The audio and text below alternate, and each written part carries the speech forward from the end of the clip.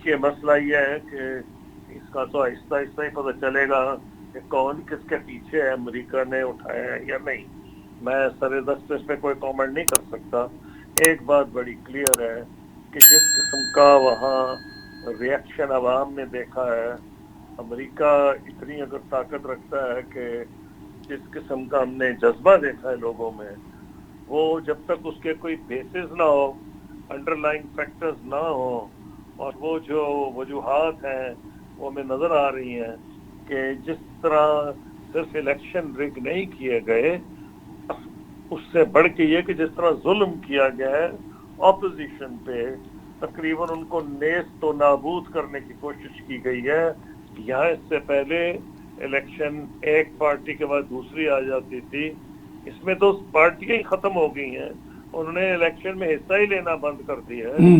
तो और फिर ये हमारे यहाँ भी जब एक पार्टी आती है दूसरों पे जुल्म करती है, बदकिस्मती से नून लीग हो, पीपल्स पार्टी हो, तहरीक इंसाफ, ये एक दूसरे पे इन्होंने मुकदमे भी झूठे बनाए हैं, उनको जेलों में भी डालते हैं। लेकिन खुशकिस्मती ये है कि नेस्त तो नाबूद किसी को नहीं किया क्या।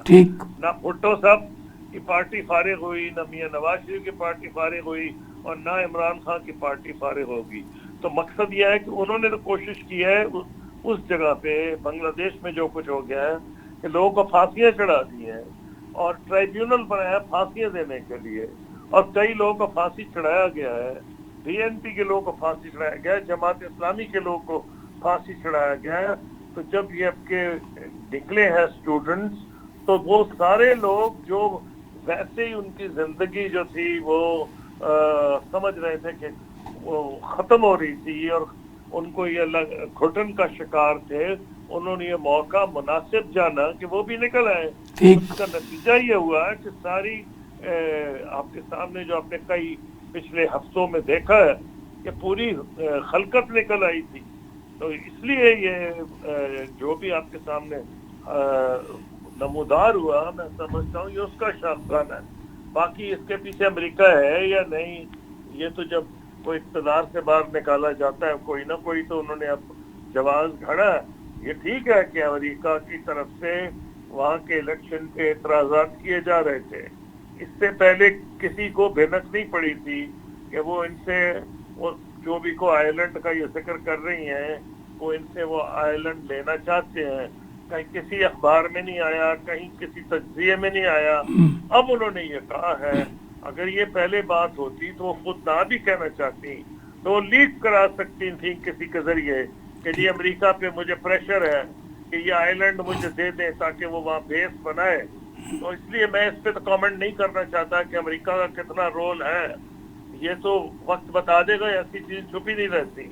लेकिन ये बात जरूर मैं कहूँगा कि जो वहाँ नमूदार हुआ है उससे डरना चाहिए। जिस तरह मुजीबुर रहमान के मुजस्समे वहाँ तबाह कर दिए गए हैं, इसका मतलब है कि लोगों में गुस्सा इतना था, चीफ जस्टिस ने और कई जज ने इस्तीफा दे दिया, जो पुराने कमांडर इन चीफ थे, और कई जर्नैल जो है हो सकता है उनके ऊपर अब लीगल कार्रवाई भी हो।